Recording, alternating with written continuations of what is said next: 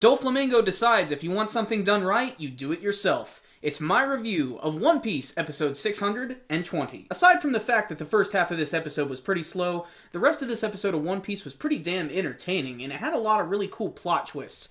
First and foremost, Monet is about to blow up Punk Hazard, and in last week's episode we got to see she pushed the button, everything explodes. Or did she? You see, this was kind of a middle finger moment where they sort of trick us and we really don't know what's going on. But she really didn't blow up Punk Hazard. Apparently that was just the Sad Lab that was exploding, which gets explained by Law later.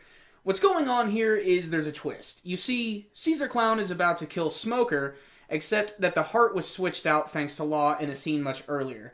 And this all makes a lot of sense when he explains it, and essentially he ends up stabbing Monet's heart. And before she can even push the button, she dies and collapses right there on the floor. All of this is handled really well, and I actually like the build-up to all of this. I especially liked the scene where Monet was lamenting over the fact that everybody in Punk Hazard is about to die with her before she pushes the button, although she never goes through with any of it. And during all of this, Doflamingo is listening in with his transponder snail the entire time, and you can see that he's visibly getting very angry about all of this. And then we finally get to go back to one of my favorite parts, is the battle between Baby 5 and Frankie, and Baby 5 is awesome. Now, in the last week's episode, she transformed into a missile, and I was wondering, how the hell is she going to even survive this? Well, apparently she's a Terminator. She's friggin' T-1000. She's able to, like, bring her body back, and it literally reminds me of the scene from Terminator 2, where you get to see, like, the liquid metal forming back into a person, and I guess since she can transform into any weapon, this does kind of make sense. But what's great about all of this is Frankie is definitely not down and out. You know, since he's in that giant armor, really nothing can stop him. So he's able to fight back pretty easily, and we get to see a few more cool moves from the both of them. She transforms into this, like, giant revolver and shoots him. But they still get away from that battle because they're still trying to build up the stuff that's happening at the very end, which is actually really awesome. And it's something that I'm really glad we're seeing, because Doflamingo is easily one of the most interesting characters and villains in the entire series. His motivations are not really clear. He's always kind of working in the underbelly of the pirate world, and you never really get to see what he's up to. But you can see that he's pretty much, like, pissed at this point. He doesn't want anyone else to help him, and he decides to leave his home. And you get to see that he is literally skipping across the ocean. He's essentially flying here. And maybe this is related to his abilities, I'm not sure. He seems to have a lot of really crazy abilities, you know.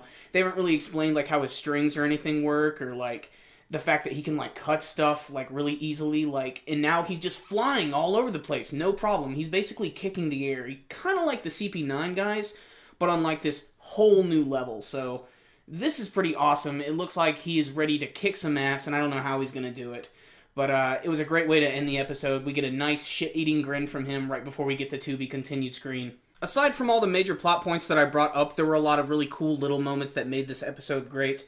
A lot of really funny moments from, like, Usopp and Robin. And there was this great moment when they were all on this giant minecart, which kind of reminded me of Donkey Kong Country and the Temple of Doom just when I was watching it. I don't know why I always have that stuff pop up into my head when I watch really similar scenes, but that's just the type of tangents I like to go off on. But essentially what happens is we get to see this giant boulder falls right in front of the minecart, and Zoro just easily cuts this giant boulder in half, and they're able to continue forward and out of Punk Hazard. And everybody just loves Zoro for this moment. Still, there's also some sad moments, kind of. Like, you have Momonosuke, who's still, like, freaking out over the fact that his dad is encased in this, like, poisonous cocoon. And I can't wait to see how they're going to go with that, but I'm more concerned with what Doflamingo is going to be doing when he actually gets there. I mean, I don't know, I just really want to see him fight because they've been building him up for such a long time, and I'm sure there's going to be a really great backstory for this character. And all of his, like, I guess, family members that live there, they're all really weird, like the little girl who has glasses that's, like, only one lens. Never seen those before, but still, it works in One Piece. They can get away with this type of stuff. But still, this was a solid episode. The first half, a little slow, but the second half had a lot of really cool moments in it, and getting to see Smoker and Law sort of, like, squash their shit, that's pretty cool. And I cannot wait to see Caesar Clown's reaction when he figures out that he actually killed Monet, which I think was a really good death. They handled her death really well. You know, she suffered a lot, though, in this arc. And she's a character who has really grown on me. I'll remember her for a long time. Good episode. I said it was a little slow in the beginning, so I'm just going to drop this one down to a 9. Really entertaining episode. It had some pretty cool moments. Pretty much just a great mixture of everything that makes One Piece great. So if you are following the series, definitely check this one out. It was really cool. So, there it is, guys. I really liked this episode, but how did you guys feel about it? Did you have any favorite moments? You can let me know about them with your comments below. Remember guys, before you leave, make sure and give this video a thumbs up. Hit that like button. It really is one of the best ways to support our videos. And you can see what we got floating around up top. I'm sure you know the sales pitch by now. So, I'll see you next time guys. Super Kami Guru 9000. Out.